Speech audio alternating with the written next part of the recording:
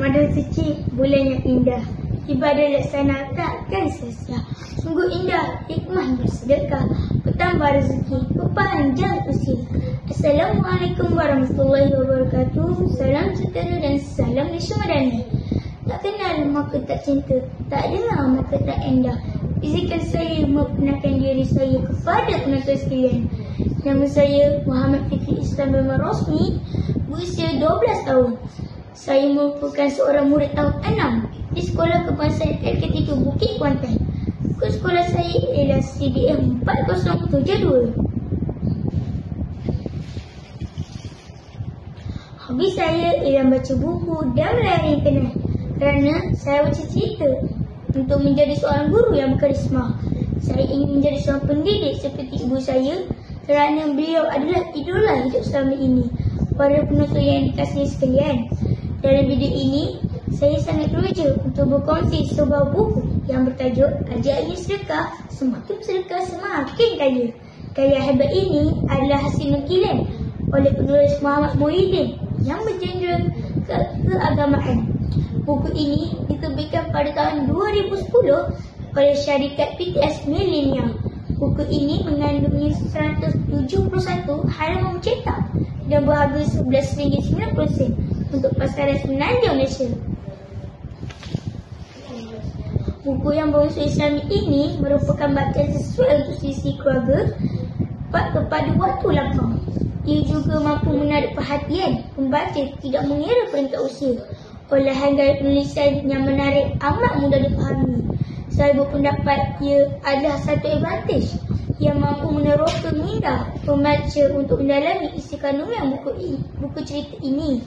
Ajaibnya Sedekah adalah sebuah buku yang membongkar keajaiban, mukjizat, misteri dan rasa keagungan ibadah sedekah demi kesenangan dunia dan akhirat.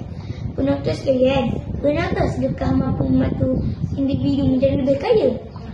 Bagaimanakah sedekah mampu menjadi seorang Muslim itu menjadi kaya? Dan apakah cara sedekah yang betul?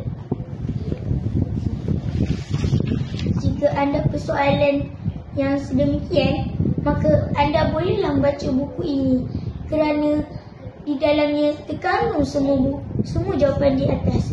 Buku hebat ini ada menyatakan bahawa sedekah adalah ibadah yang sangat ajaib. Ia adalah ibadah yang selari dengan hukum ekonomi moden. Semakin banyak yang dikeluarkan tanpa kepentingan, semakin bertambah pendapatan dan insya-Allah semakin kayalah para penderma. Buku ini juga dapat menyatakan bahawa amalan sedekah juga dapat menghapuskan dosa sebagaimana air memadam api, seperti yang tercatat dalam hadis daripada Abu Hurairah radhiyallahu anha bahawa Rasulullah SAW bersabda, tangan yang di atas lebih baik dari tangan yang di bawah. Lebih-lebih lagi pada bulan Ramadan, segala amalan pasti dilipat gandakan pahalanya. Warga penonton sekalian, buku ini walaupun besar sederhana tapi ia bersifat ringan dan amat mudah untuk dibawa ke mana-mana. Tidak rugi anda membacanya kerana sekali anda baca, anda pasti akan jatuh cinta. Kesimpulannya, buku Ajaibnya Sedekah ini pastinya menjadikan kita umat Muhammad yang akan mampu cintakan perbuatan sedekah. Kerana sedekahlah akan membawa berkat. Kerana sedekahlah mampu menebus dosa. Dan kerana sedekahlah insya-Allah terbuka jalan ke pintu syurga.